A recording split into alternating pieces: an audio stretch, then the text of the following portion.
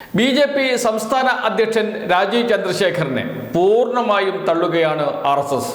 ആർ.എസ്.എസിന്റെ സാധാരണ പ്രവർത്തകരല്ല, ശാഖകളിൽ പോകുന്നവർ മാത്രമല്ല, ഉന്നത നേതാക്കൾ വരെ തള്ളിപ്പറയുന്നു രാജീവ് ചന്ദ്രശേഖറിനെ. അതോടൊപ്പം ഹിന്ദു ഐക്യവേദിയും തള്ളുന്നു.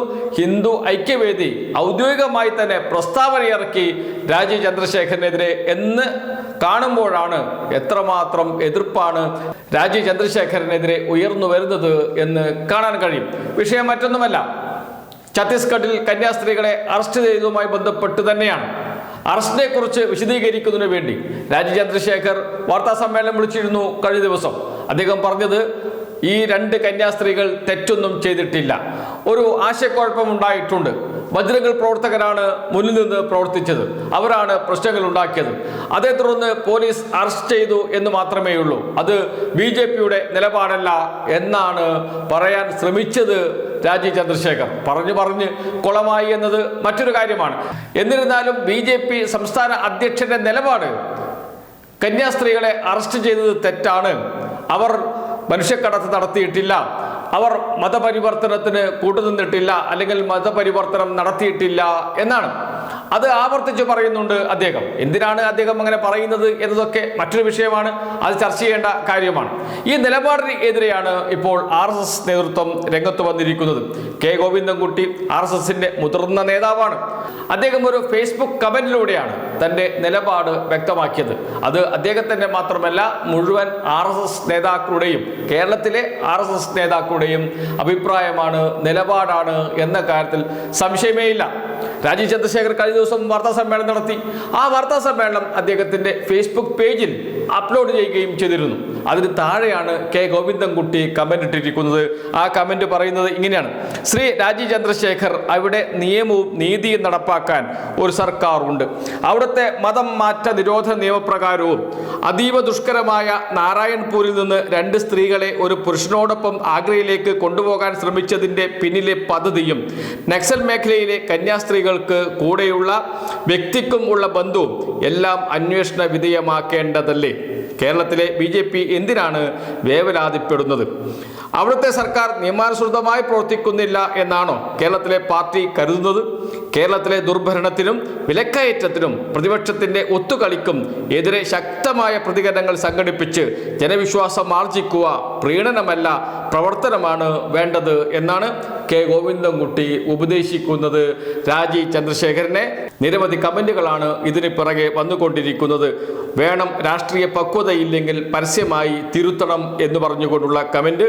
അതോടൊപ്പം തന്നെ ഈ പ്രശ്നങ്ങൾക്കൊക്കെ കാരണം നമ്മുടെ കഴിവില്ലായ്മയാണ്, 11 വർഷമായി കേന്ദ്രത്തിൽ ബി.ജെ.പി. ഭരണം വന്നിട്ട് ഇതുവരെയും മതം മാറ്റ നിരോധിത നിയമം പാസാക്കാൻ കഴിഞ്ഞിട്ടില്ല എന്ന് പറഞ്ഞുകൊണ്ടുള്ള അടുത്ത കമന്റാണ്. രാജീവ് ചന്ദ്രശേഖർ സാർ ഒരു ആഗോള പൊളിറ്റീഷ്യനാണ്. അദ്ദേഹത്തിന് കാക്കി ട്രൗസറും കുറുവടിയും ഉപയോഗിച്ച് കളിച്ചും ശാഖയിൽ പോയും പരിചയമില്ല. പരിവാർ സംഘടനകളുടെ തനിനിറവും അദ്ദേഹത്തിന് അറിയില്ല. അതുകൊണ്ട് അദ്ദേഹത്തെ ഇത്തരം കാര്യങ്ങൾ പറഞ്ഞു കൊടുക്കാൻ ഫേസ്ബുക്കിൽ അല്ല സാർ, അതെല്ലാം നേരിട്ട് വിളിച്ചു വരുത്തി പറഞ്ഞു കൊടുക്കേണ്ടതാണ്. പാവം ആ സാധു ആകെ കുടുങ്ങിപ്പോയി എന്നാണ്.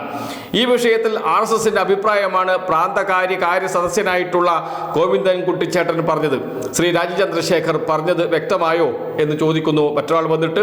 അതോടൊപ്പം തന്നെ ആർ.എസ്.എസ്. പ്രവർത്തകർ, തീവ്ര ഹിന്ദുത്വ നിലപാട് സ്വീകരിക്കുന്നവർ അവരുടെ നിലപാടുകൾ വ്യക്തമാക്കിക്കൊണ്ടിരിക്കുന്നുണ്ട്. അവിടുത്തെ കോടതിയേക്കാളും വലുതാണോ കേരള സംസ്ഥാന ബി.ജെ.പി. നേതൃത്വം? കോടതിക്ക് ബോധ്യപ്പെട്ടു തെളിവെല്ലാം എതിരാണെന്ന്, അതുകാരണം ജാമ്യം നിഷേധിച്ചു. പിന്നെന്താണ് സംസ്ഥാന നേതൃത്വത്തിന് പ്രശ്നം? ജനങ്ങൾ തിരഞ്ഞെടുത്ത ഒരു സർക്കാരാണ് ഛത്തീസ്ഗഡിൽ ഉള്ളത്. അവിടുത്തെ മുഖ്യമന്ത്രിക്ക് അറിയാം കാര്യങ്ങൾ. കേരള സംസ്ഥാന ബി.ജെ.പി. നേതൃത്വത്തിന്റെ നിർദ്ദേശങ്ങൾ അവർ അനുസരിക്കേണ്ട ഒരു ബാധ്യതയുമില്ല എന്ന് പറഞ്ഞുകൊണ്ടുള്ള കമന്റാണ്. രാജീവ് സാറേ, ഈശോ മിശിഹായ്ക്ക് സ്തുതിയായിരിക്കട്ടെ എന്ന് ഛത്തീസ്ഗഡ് സംഭവവുമായി ബന്ധപ്പെട്ട ചർച്ച നടന്നിരുന്നു ഏഷ്യാനെറ്റ് ന്യൂസിൽ. ഇടയ്ക്ക് റായ്പൂർ രൂപതയിൽ നിന്നുള്ള ഫാദർ സാബു ജോസഫ് പറയുന്നത് കേട്ടു. മലയാളി കന്യാസ്ത്രീകളുടെ കൂടെ ഉണ്ടായിരുന്ന പെൺകുട്ടികൾ വളരെ കാലമായി ക്രിസ്തീയ വിശ്വാസം പിന്തുടർന്നവരാണ്. പക്ഷേ അവരുടെ കൈവശമുള്ള തിരിച്ചറിയൽ കാർഡിൽ ഹിന്ദു എന്നാവും. അത് ആനുകൂല്യം നഷ്ടപ്പെടാതിരിക്കാൻ ആണത്രേ എന്ന് പറഞ്ഞുകൊണ്ടുള്ള കമന്റാണ്. കോടതി ജാമ്യം നിഷേധിച്ചിട്ടുണ്ട്. കോടതിയെ ഒന്ന് പറഞ്ഞ് ബോധ്യപ്പെടുത്താൻ പറ്റുമോ എന്ന് ചോദിക്കുന്നു രാജീവ് ചന്ദ്രശേഖറിനോട്. എന്തായാലും ഛത്തീസ്ഗഡിലെ BJP മുഖ്യമന്ത്രി പറഞ്ഞതിനേക്കാൾ വിശ്വാസം ക്രിസ്ത്യൻ മതം മാറ്റ ലോബിയെ ആണ് കേരള BJPക്കും അധ്യക്ഷനും എന്നത് ചിരിപ്പിക്കുന്നതോടൊപ്പം ഹിന്ദുക്കളെ ചിന്തിപ്പിക്കുന്നത് കൂടിയാണ്. ഇവർ ഹിന്ദുവിനൊപ്പമല്ല എന്നത് ഹിന്ദു മനസ്സിലാക്കുന്നു എന്നാണ്. അമിതാവേശം കാണിച്ച് പരിഹാസനാകാതെ സാർ എന്ന് പറഞ്ഞുകൊണ്ടുള്ള ഉപദേശമാണ്. അങ്ങനെ നൂറുകണക്കിന് കമന്റാണ് ഈ പോസ്റ്റ് താഴെ വന്നുകൊണ്ടിരിക്കുന്നത്.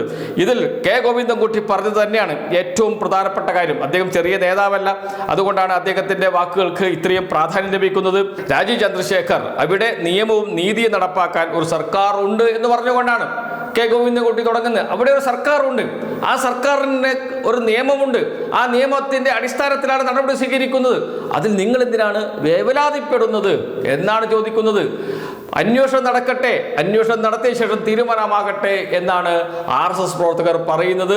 ഏതായാലും രാജീവ് ചന്ദ്രശേഖരന്റെ നിലപാടിനെ തള്ളുന്നു RSSന്റെ സംസ്ഥാന നേതൃത്വം മുതൽ താഴെത്തട്ടിൽ വരെയുള്ള പ്രവർത്തകർ. ഇനിയിപ്പോൾ ഹിന്ദു ഐക്യവേദി എന്താണ് പറയുന്നത് നോക്കാം. അവരുടെ ഫേസ്ബുക്ക് പേജിലൂടെയാണ് പ്രസ്താവന തന്നെ ഇറക്കി ഹിന്ദു ഐക്യവേദി. പ്രസ്താവനയിൽ പറയുന്നു, മതം മാറ്റത്തെ ശക്തമായി ചെറുക്കും ഹിന്ദു ഐക്യവേദി. മതം മാറ്റത്തെ ശക്തമായി ചെറുക്കും. സേവനത്തിൻ്റെയും സ്നേഹത്തിൻ്റെയും മറവിൽ ഹിന്ദുക്കളെ മതം മാറ്റുന്ന പ്രവർത്തനങ്ങൾ ആര് നടത്തിയാലും അതിനെ ശക്തമായി ചെറുക്കുമെന്ന് ഹിന്ദു ഐക്യവേദി സംസ്ഥാന പ്രസിഡന്റ് RV ബാബു പറഞ്ഞു. ഛത്തീസ്ഗഡ് കന്യാസ്ത്രീകൾ നടത്തിയത് മനുഷ്യക്കടത്തും മതം മാറ്റവുമാണോ എന്ന് അന്വേഷണത്തിലൂടെ മാത്രമേ വ്യക്തമാകുകയുള്ളൂ. പോലീസിന്റെ അന്വേഷണം പൂർത്തിയാവുന്നതിന് മുൻപേ ബന്ധപ്പെട്ട കുറ്റാരോപിതരെ നിരപരാധികളായി പ്രഖ്യാപിക്കാൻ കാണിക്കുന്ന ആവേശം ഇരകളായ 3 പെൺകുട്ടികളോട് കാണിക്കുന്ന അനീതിയാണ്. ഇക്കാര്യത്തിൽ ഛത്തീസ്ഗഡ് സർക്കാർ സ്വീകരിച്ച നിലപാടാണ് സ്വീകാര്യമായിട്ടുള്ളത്. മതം മാറ്റ വിഷയത്തിൽ ക്രൈസ്തവ സഭകൾ നടത്തുന്ന പ്രവർത്തനങ്ങൾ ആസൂത്രിതവും വഞ്ചനാപരവുമാണ്. കബളിപ്പിച്ചുകൊണ്ടുള്ള മതം മാറ്റത്തെ പ്രതിരോധിക്കാനുള്ള അവകാശം ഓരോ പൗരനുമുണ്ട് എന്ന് സഭ മനസ്സിലാക്കണം.